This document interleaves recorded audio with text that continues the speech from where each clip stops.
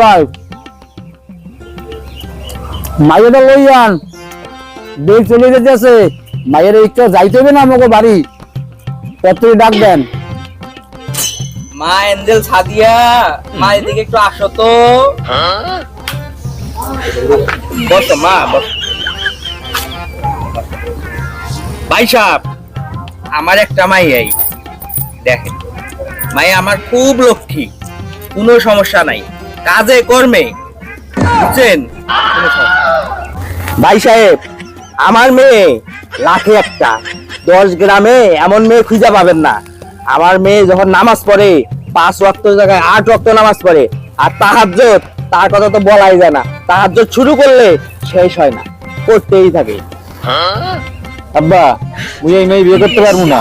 কে এ বেটা হইছে কি, এই মেয়ে বিয়ে করবি না কে? আব্বা দেখছো এই মেয়ে পর্দা করে, নামাজ কালাম পড়ে, এই মেয়ে আমি বিয়ে করতে পারবো না। এই গঙ্গালার বালা, তুই কি কওয়ায়? এই মাইয়া তো ভালো, মুগো 7 গ্রামে এরকম একটা মাইয়া পাওয়া যাবে। আয় ওরে আল্লাহ, মাইয়ার কি গুণ!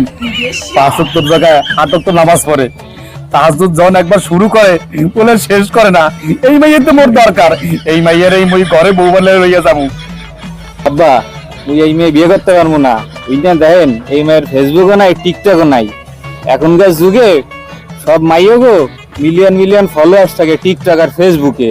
এই মিলিয়ন মিলিয়ন ফলোয়ার্স দিয়া মিলিয়ন মিলিয়ন টাকায় আমি এই মেয়ে বিয়ে করবো, যাকে মিলিয়ন মিলিয়ন ফলোয়ার্স আছে, মিলিয়ন মিলিয়ন ভিউ আছে।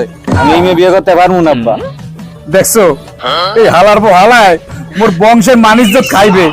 তুই মিলিয়ন মিলিয়ন ফলোয়ার্স আও না, বন্ধু হালার পর হালা, তোরে তো আজ আমি খাওয়াইছি।